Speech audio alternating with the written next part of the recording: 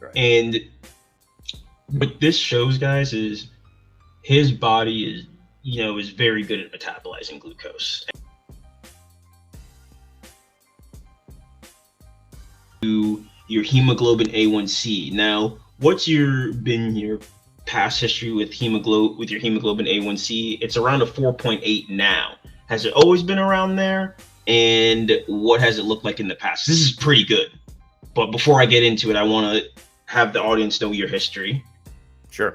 Yeah. So, just for background, hemoglobin A1c is a marker of the glycation of the glucose in your blood. So, the glycation is attachment of glucose to, just a fancy word for glucose is sticking to your tissues, your cells, muscle, and things like that. So, Yeah, the guys, it's a higher your measurement of how long glucose stays in your system and how well you exactly metabolize it. So the right, worse you metabolize it, the higher this number is going to be. And a lot of this, I'm going to be honest, comes down to your lifestyle choices, and genetics does play a part. I'll be honest, it does. But yeah. a lot of this will come down to your lifestyle choices as well. But sorry, Josh, go ahead. Was I being too fancy in my description? A little bit. Okay, got it. Noted. Yeah. So that being said, so yeah, like the more glucose you have in your sticking around in your bloodstream, essentially, the higher this number is going to trend. So if you're trending towards like pre-diabetes or even like type 2 diabetes, that number is going to start to tick up, and you can see the reference ranges here. So like, below 5.7 is they say is no diabetes, and then like 5.7 to 6.4 is pre-diabetes, and then over 6.5 is the cutoff for diabetes. So my number is 4.8. Previously, I think it's been as high as maybe like 5.1 or 5.2. So I don't we don't really have diabetes in my family, and pretty fortunate with regard to genetics for glucose metabolism. Doesn't save me from getting fat necessarily if I don't eat the right things, but generally that number doesn't get any higher for me, at least with proper diet, than 5.2. So so it used to be a little higher, and the way that I was able to bring this down was by using something Rob talks about a lot, which is intermittent fasting, which is restricting your meal times to, like, let's say a 4 to 8 hour window, and then fasting the rest of the day. Also, lowering carbohydrate intake, from like starches and simple carbs and things like that. But really, I mean, like, fasting goes a really long way with this. So gives your body time to like process all the excess glucose in your system. Leads to better nutrient partitioning, and just helps you function healthier overall. So that's kind of it. So the numbers, I mean, I'd say that's a great number. So I mean, what do you want to Yeah. add? Yeah, so in terms of where his numbers are, he did a good job of breaking down, you know, Right. and what this shows, guys, is his body is very good at metabolizing glucose and getting rid of it over long periods of time. Even at, you know, when he said even at his highest, it was at like a 5.1, 5.2. That's about where mine is right now. Right. Um, And Rob's body composition is totally different than mine. He's like super lean and shredded, and I'm a little heavier than I'd like to be. So just goes to show what a difference genetics plays. Um, exactly, yeah. exactly. Especially for anybody who comes of African descent, your genetics are going to play a part in this, and yours might be a little higher. It doesn't mean you can't do anything about it. It's not an excuse, Right. okay? You can Say still black get, black folks are typically speaking genetically more prone or disposed to diabetes. yes, to insulin resistance, 100%. Right. And, that's no excuse, guys. Like, if I'm able to get mine down, and by the way, insulin resistance runs rampant in my family. Rampant. I have a few diabetics, a lot of on men and women on my mom and dad's side. So you can still get yours down to a healthy parameter, and by the things that we talked about before, which is pretty much cutting out a lot of the starchy carbs and fasting. Fasting goes a long way for the simple thing that Josh just said before, which is crucial, which is bringing down your blood glucose, which will in turn bring down your insulin levels, because this number is a reflection of how long those two things stay up in your system in fasted and fed states. Now, Josh, you were like 12 hours fasted for this, right? for this test? Yeah, like pretty much 12 hours. Yeah, right. So this is a good indication on where his body is pretty much waking up in the morning before eating food or before going about your day. So this is where you want to be in that regard when you This wake be like up. You your want to be base around. metabolism, right? Was that? This is like your base metabolism. Exactly. It gives you, this is like your base for where like you start your day, as well as, you know, how your body processes glucose long term, right? So anyway, integrating fasting will be a great way to bring this number down, along with bringing down your carbs. Okay, guys, the two have to go hand in hand. It's a 1 + 1 = 3 effect, right? So the one thing that I did gloss over quickly that we need to talk about is your ALT and your AST. Did you want to check the insulin first before you go there? It's a good, Probably fit. You know what? See, yeah. Yeah. While we're on it, let's just go ahead and check that real quick. That's a good point. Yeah, in that same. Okay. Realm. See, as you guys see, there's a lot of data here, so we won't cover it all today. But no. And you know what? Perhaps if you guys want to see it, we can cover that in some of the other stuff in a separate stream if you guys are interested. Look at all that green. Hey, no, this is good. So yeah, there are two things I want to point out here, right? His vitamin D and his fasted insulin. These are two great indicators of your metabolic health, right? And indications of insulin resistance.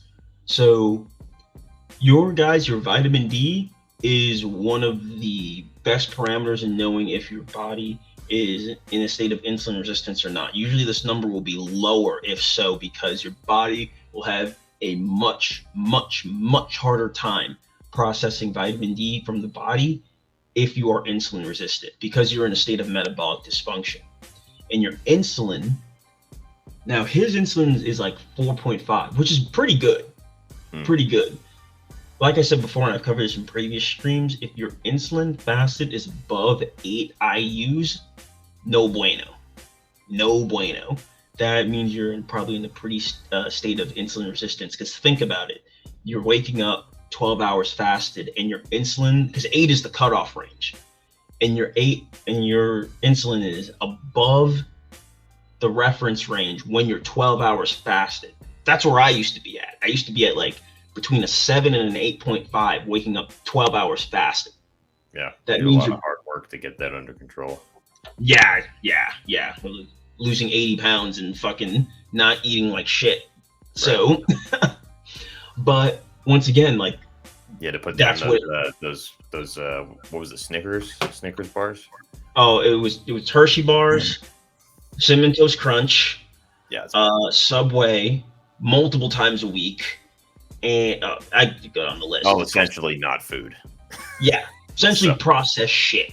Yeah, processed crap that I was eating multiple times a week for 80% of the food that I ate, because I was working all the time, and all I cared about was just getting food in, and what was the quickest and easiest place to do that. And I just didn't have good eating habits in place, and that's the case with a lot of busy people. And that's how your health parameters get out of control. It's just terrible eating habits and not using best practices. So in terms of Josh's insulin, his is pretty good. Ideally, it would be around a 3, right? But for him just to be under a 5 is pretty good, especially given that his hemoglobin A1c is under a 5, and his fasted glucose earlier was in the... Yeah, exactly. Both of those being in like healthy ranges shows that he's still, even though he's not as lean as he'd like to be, still in a pretty good state of metabolic function overall. Guys, you don't have to be super ripped. You don't have to look like, your favorite Instagram model to be in good metabolic health. This is an important point because, there's a lot of stuff. There's a lot of crap going around online about you can be huge and be healthy. Like it doesn't necessarily mean like just because you're big doesn't mean that you're unhealthy, right? But there's more to it than just, as you can see here, there's more to it than how you look. Like I said, I'm like probably like 20, 30 pounds heavier than I'd like to be, you know, and I'm working on it. But as Mhm. Rob said, I'm still metabolically healthy. And the reason for that is because I eat a healthy diet. And I mean, for the most part, and you know, I exercise regularly. Um, a lot of the time, it's more about what you don't do, you know, plus than what you do. So, like, you know, do the stuff you do is helpful, but the stuff you don't do is even more helpful. So, So there are 2 points that he just brought up that are very, very important, guys. The way you look does not necessarily determine how healthy you are. Okay. right. I know a lot of people actually who look Correlative, though. exactly. Now, don't get me wrong. It's generally a good indicator, Yeah. right? If someone, is shaped like a raspberry, they're probably not in the best health. Right. Likely. Right. The more, let's say, leaner someone is, generally is an indication of better Tracks health. with But better metabolism. Yeah. exactly. Right. Now, however, that's not always the case. I actually know people leaner than me, more jacked than me, who are actually in way worse metabolic states, and that's for several different reasons. Because they eat too much, they may be using some recreational substances as well, and they have terrible lifestyles outside of the gym, right? And I also know a lot of people that I've talked to who generally just look like regular dudes and aren't gonna, wow people with their shirts off, but they're in phenomenal health. So it's not always an indication, guys, but generally, this is why blood work is so important, because this will detail where you're at. In Josh's case, that's particularly true because, as he just said, he could stand to lose some weight, but overall, he's in good metabolic health. Now, that brings up the second point. You can have a healthy diet and still eat too much and gain fat. Right. So that's why I said it's not only how much you eat. Multifactorial. Exactly. It's not only how much you eat, it's what you eat and when you eat it. Okay? If you get down those three things, oh my gosh, focus on the camera. If you get down those three things, I mean, it's amazing how quickly you can fix your health. Within a matter of months, you can be in a completely different place. So, Right. and he's done a great job of that over the past 2 years as well. So, in terms of his insulin, like I said, it would be ideal if it was around like a 2.5 to 3, but 4.5 is still indication of pretty solid health overall, right? As well as his vitamin D levels are fantastic. Well, So, actually, they're good. Like they're in the range, right? But they're actually on the low side, I think. So, yeah, they're on the lower side. On the right, lower side. right. It's I like I mean, said, yeah. Sorry, go ahead. no, it's like I said before, and I know your history. I actually know these numbers used to be better in the past. Yeah, I was supplementing, so which It, I'm not at the moment. exactly. So that's going to play a part as well. But once again, it's like I said before, he's blessed to a point where he does have good, how would I say, his body's good at using its insulin efficiently. So granted though, if he ate like shit, you guarantee those numbers would go up. Those Right. numbers would not be favorable, right? But even in, states where he's perhaps eating too much of even good food, his body's still where it is. Now, if I even ate too much of good food, my numbers would still not be as good, and that's simply a factor of genetics.